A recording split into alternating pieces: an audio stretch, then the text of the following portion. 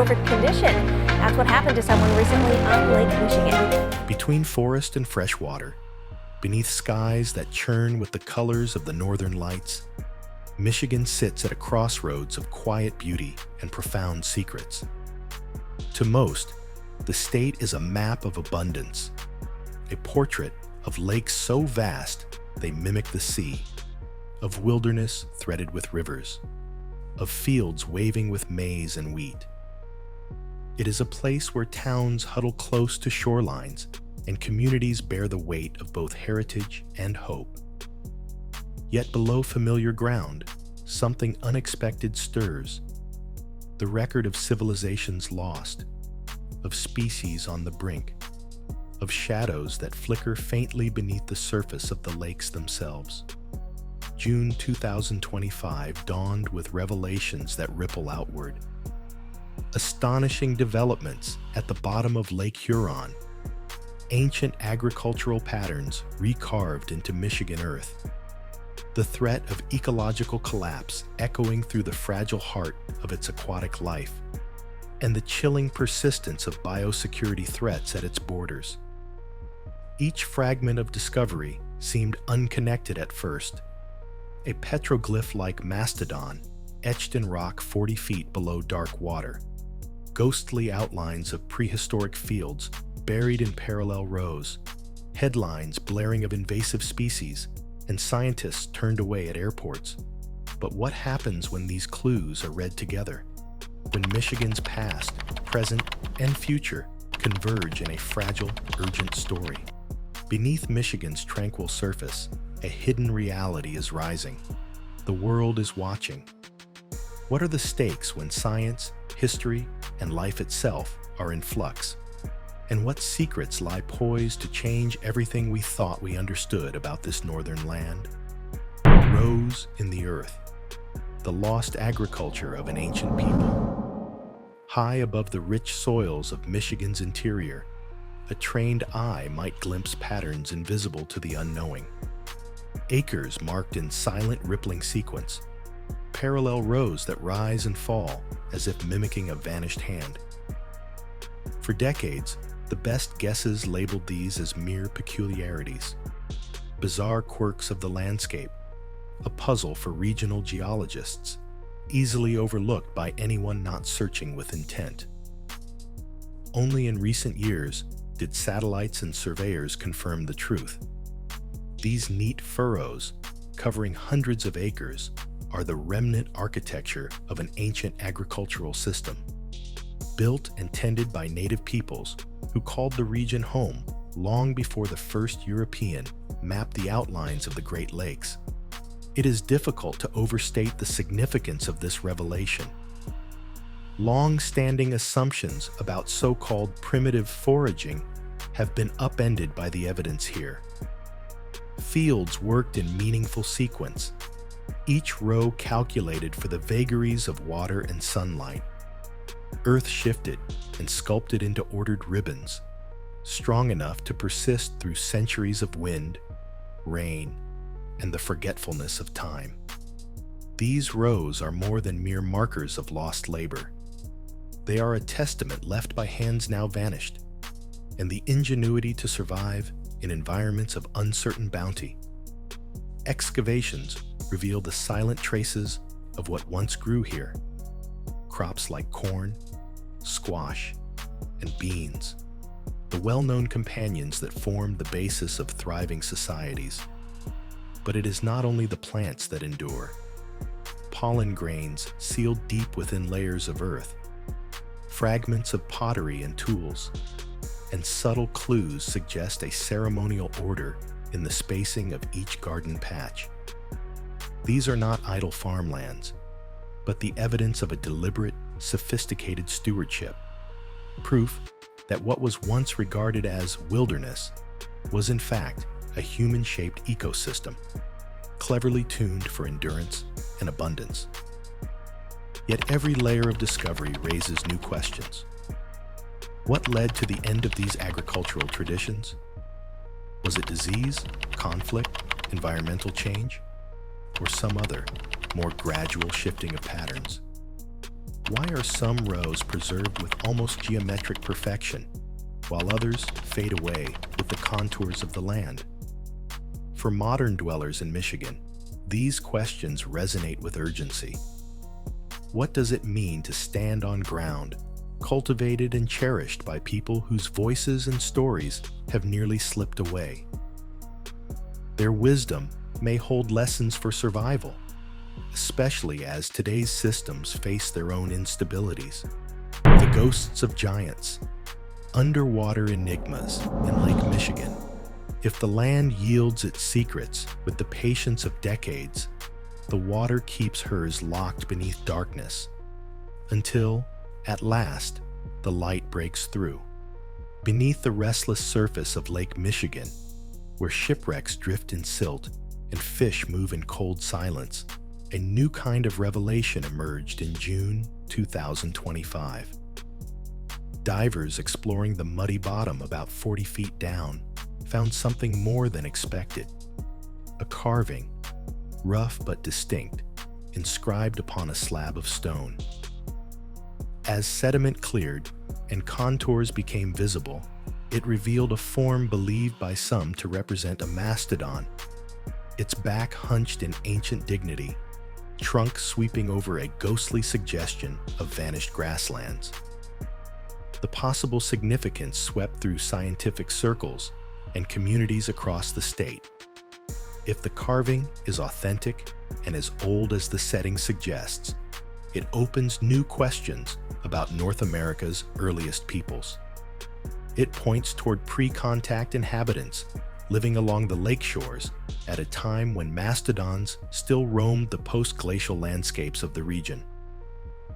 The underwater context makes it even more intriguing and complex. The carving rests in a spot now wholly underwater, drowned as glaciers melted and the Great Lakes formed. Remnants of human life, stone flakes, faint charcoal shadows, possible traces of ancient fire may yet be found at the site, embedded within submerged sediments. Was this site a gathering point for ritual, a shrine, or simply artistic expression?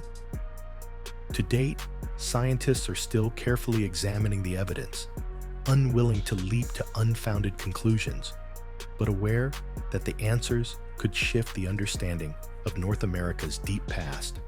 Underwater archaeological finds like this remind us how easily entire stories vanish, how glaciers and lakes can erase homes, walls, and memory, leaving only mysterious signals to puzzle over millennia later.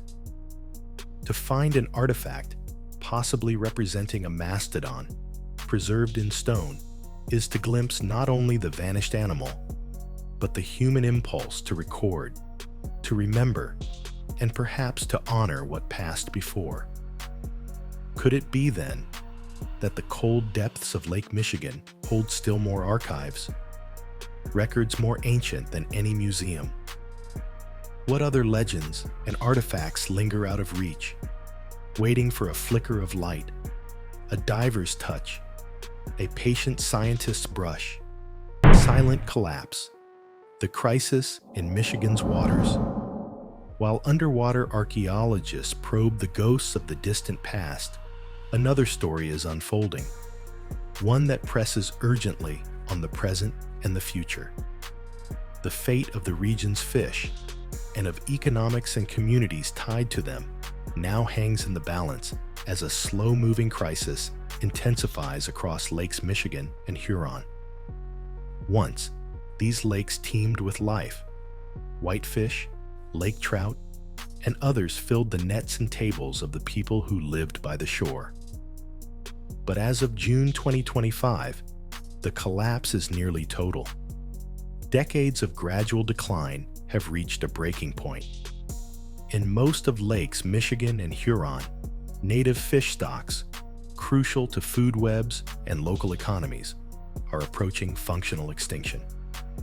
Upstream, fishermen mourn the loss of generational livelihoods. Downstream, researchers and policymakers debate what went wrong and how, if ever, it can be fixed. The root cause lies largely with invasive species, especially mussels like zebra and quagga mussels. These tiny creatures, introduced unintentionally via the ballast water of cargo ships, have transformed entire ecosystems. They attach themselves to every available surface on the lakebed, filter nutrients critical to sustaining the base of the aquatic food chain, and crowd out native bivalves. The result is a dramatic disruption. Fish can no longer find the food they need to thrive. Entire food webs buckle under the cumulative weight of change. On the surface, these changes may seem invisible. But every empty fishing boat at dawn, every cannery left idle, tells a story of loss, a cultural and economic unraveling every bit as profound as what archaeologists unearth in ancient ruins. For communities dependent on the lakes, the stakes are high. Efforts to manage and reverse the damage are ongoing. Researchers sample water, introduce new management plans, and lobby for tighter regulations on invasive species transport. But invasive mussels are highly adaptable, and conventional restoration strategies struggle to contain them. It will take creative solutions, sustained investment, and perhaps new perspectives, drawn from both science and tradition, to bring balance back to these iconic waters. How long do the Great Lakes have before their fisheries are irrevocably changed? Can technology or policy tip the scales back toward recovery? Or will these transformations play out over centuries, as other natural cycles have before? The answer is uncertain, and the urgency grows with every passing year. Shadows at the border, the biosecurity dilemma. Discovery and risk interlace not only in Michigan's earth and water, but at its borders. Those often overlooked gateways through which ideas, goods, and living things enter and sometimes escape. In July 2024, Detroit's airport became the center of an incident that sent ripples far and wide, raising uncomfortable questions about scientific intention, global competition, and the porousness of national defenses. That summer, Zunyong Liu, a 34-year-old scientist from China, was stopped by authorities after red plant material was found in his luggage. The material, later found to lack required entry permits, was enough to prompt his immediate return to China. Soon after, news broke of a wider investigation involving 2 Chinese scientists accused, in separate cases, of attempting to illegally smuggle or ship biological material into the United States without proper permits. Charges included potential trafficking in hazardous biotic agents, though ongoing inquiries have not fully revealed the scope or motive of the shipments. The incident shined a stark light on biosecurity vulnerabilities. The uneasy balance between the open exchange of scientific ideas and the need to guard against accidental or deliberate threats. Research samples, botanical specimens, and even seemingly harmless biological materials can all carry risks of disease, of pest introduction, or of misuse. For Michigan, as a state with major travel and shipping nodes, these challenges are especially acute. The case reignited public debate. How can scientific collaboration endure in an age of globalized risk? What steps are necessary to ensure that legitimate research is not impeded, while at the same time protecting people and ecosystems from the dangers of unregulated movement of biological materials? Biosecurity, once obscure, is now front-page news in a state long defined by its openness and its links to the outside world. As authorities tighten scrutiny and design new protocols, trust and cooperation between institutions, national and international, have never been more essential or more fragile. The stakes are clear. Everything from scientific advancement to economic prosperity, even health and environmental safety, depends on vigilance and collaboration. Ancient patterns, modern eyes, the new archaeology of the Lake Huron Basin. As researchers and communities grapple with the present, another thread emerges, one that mingles ancient and modern ingenuity. Deep in Lake Huron, far from sunlight and currents, evidence accumulates of worlds long past. In recent years, a major research project has focused on the hunting ground, now submerged beneath the lake, drawing together experts and citizens from Alpena and far beyond.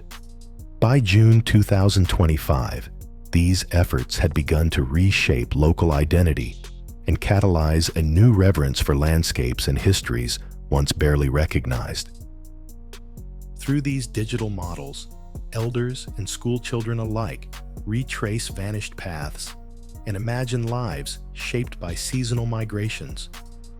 What disappears beneath water is, with each reconstruction, temporarily restored. The sites pulse with memory, hints of ancient collaboration and survival strategies that once spanned continents. It's not just the fact of the structures that arrests attention, but what they reveal about adaptation itself. The planning, social organization, and intimate knowledge of landscape needed to survive in rapidly shifting conditions. In ages before complex technology, the people of the Lake Huron Basin used stone, observation, and community insight to shape environments and history. Each recovered boulder is a reminder that expertise and resilience existed long before written language or cities. As the research continues, in sonar scans, computer simulations, and outreach, the question endures.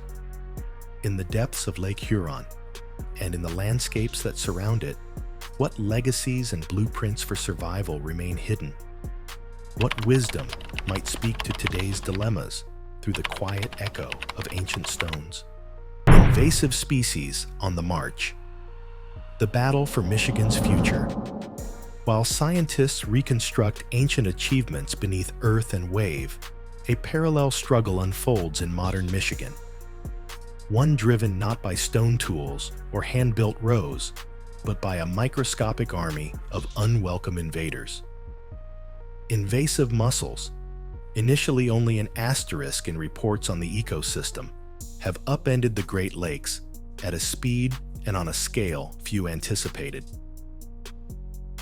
The transformation is quiet, slow, and insidious.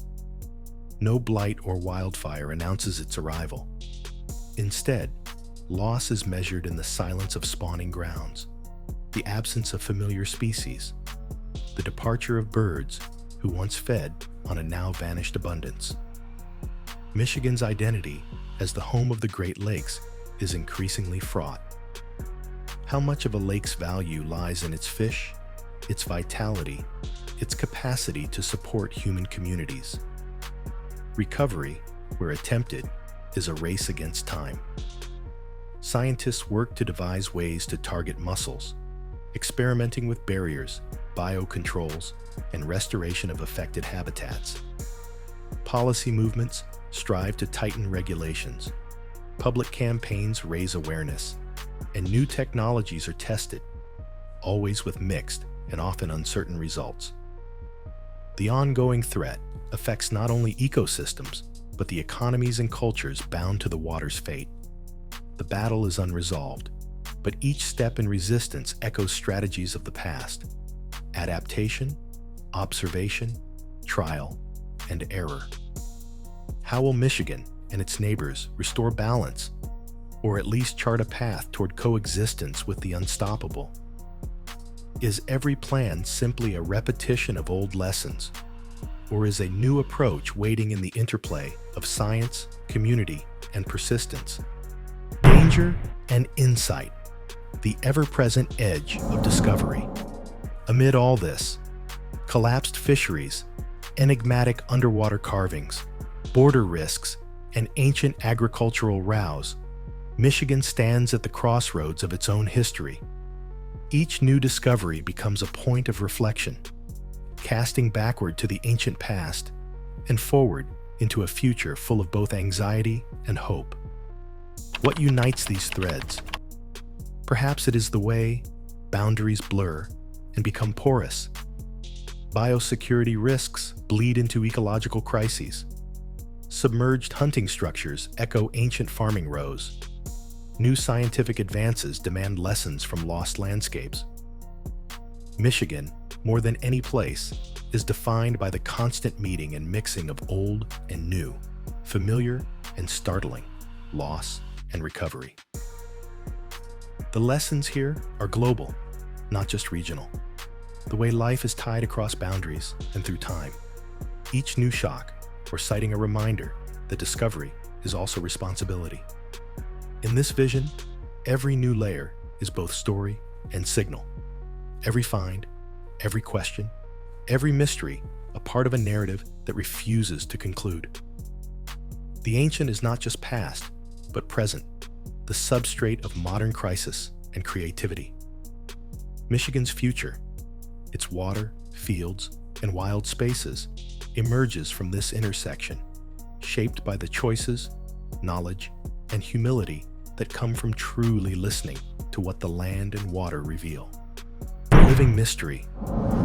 In the end, Michigan's story, as uncovered through the revelations of June 2025, is both unique and universal.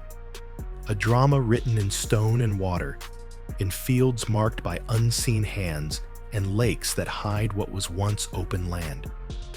Every discovery is a call to remember, to protect, to imagine, and above all, to pay attention. Beneath the morning mist that drifts above empty rows, beneath the stillness of the lakes, movement continues, quiet, constant, sometimes almost audible for those who pause and listen. Land and water are alive with the breaths of ancient stories and with new challenges testing the endurance and wisdom of communities that call Michigan home. So consider Michigan, not merely as a point on the map, but as a crossroads where time, culture, and environment endlessly interact. Ask yourself, what secrets still remain hidden beneath our feet, out of sight beneath the waves, or preserved in the patterns of forgotten fields? What wisdom lies in waiting, ready to be reclaimed from the past and turned toward an uncertain future? Stay attentive, stay curious, and never mistake the ordinary for the end of discovery. Sometimes, the world's greatest shocks are not the result of catastrophe, but of revelation. Quiet, persistent, and always waiting for those willing to look, to listen, and to wonder.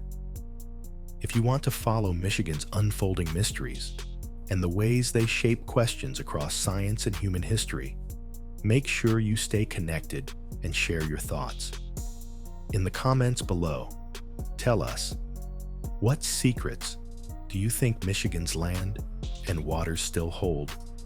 And what would you give to be the person who brings them into the light?